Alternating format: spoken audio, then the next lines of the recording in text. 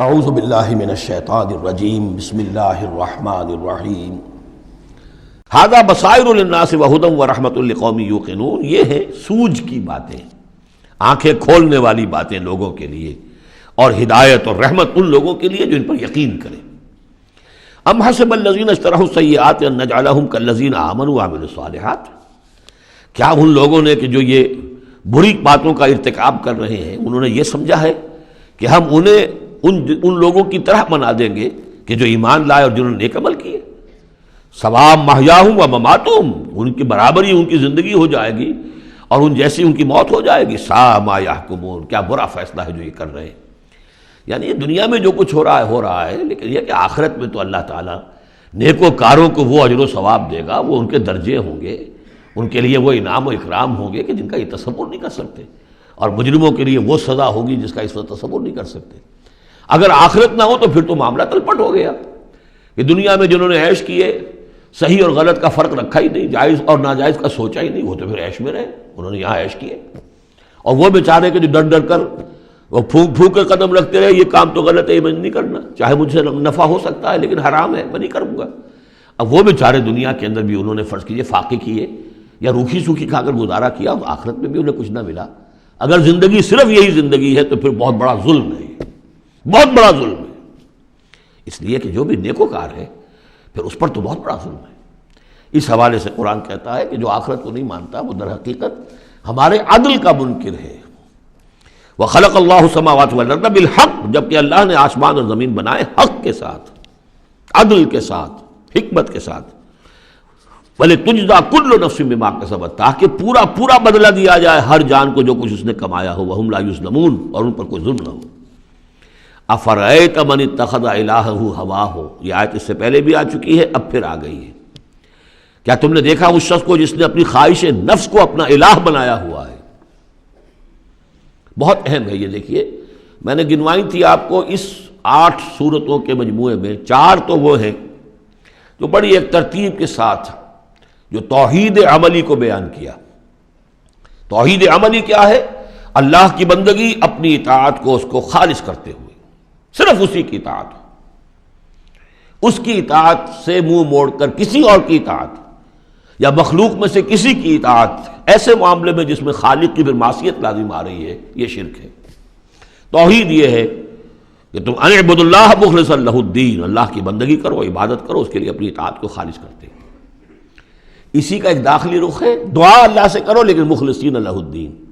پہلی بات سورہ زمر میں، دوسری سورہ مومن میں۔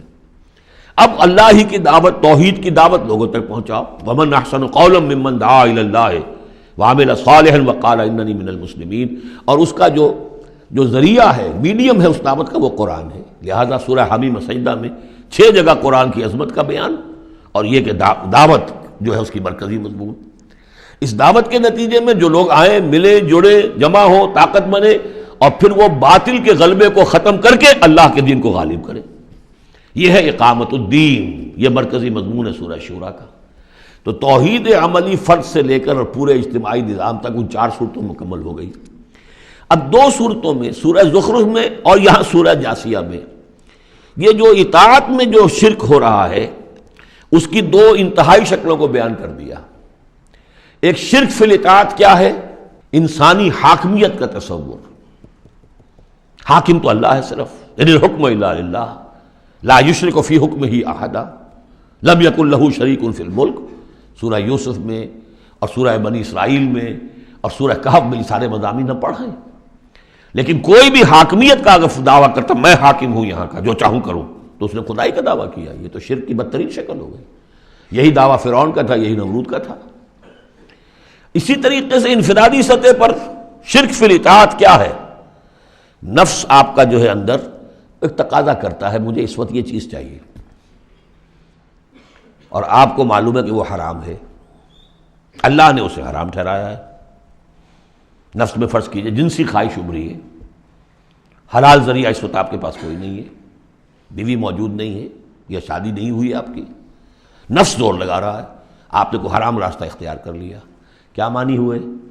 کہ آپ نے نفس کی اطاعت کی ایک ایسے کام میں جو اللہ نے منع کیا ہوا ہے۔ تو آپ کا معبود کون ہوا؟ نفس۔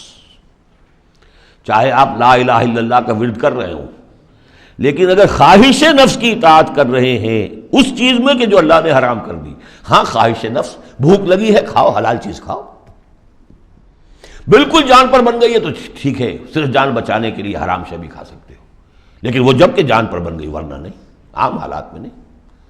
اب یہ کہ اللہ تعالیٰ نے جو بھی خواہش ہے، جنسی خواہش ہے، شادی کرو، نکاح کرو، لیکن حرام ذریعے سے نفس کا کوئی تقاضا پورا کیا تو اس کے معنی کیا ہوئے؟ تمہارا معبود اب نفس ہے۔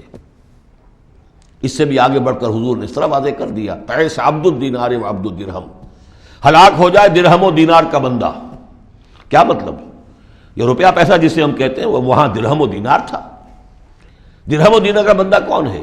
جو درہم و دینار کی محبت میں اتنا مبتلا ہو گیا ہے کہ وہ یہ نہیں دیکھتا کہ میں حلال سے لے رہا ہوں یا حرام سے لے رہا ہوں۔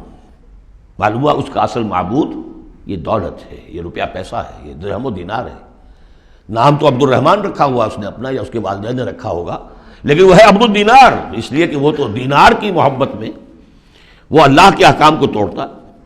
تو یہ آیت اس اعتبار سے سورہ جاسیہ میں شرک فی الاطاعت کی انفرادی صورت، اور سورہ زخرف میں شرک فی الاطاعت اس کی جو بلند ترین شکل ہے ریاست کی سطح پر، حاکمیت غیر اللہ، اللہ کے سوا کسی کی حاکمیت کا اقرار، ان دونوں کے مابین جو ہے اب فل ان دی گیپس اس میں مختلف جو ہیں وہ آپ خود بھی قیاس کر کے ان کو پر کر سکتے ہیں۔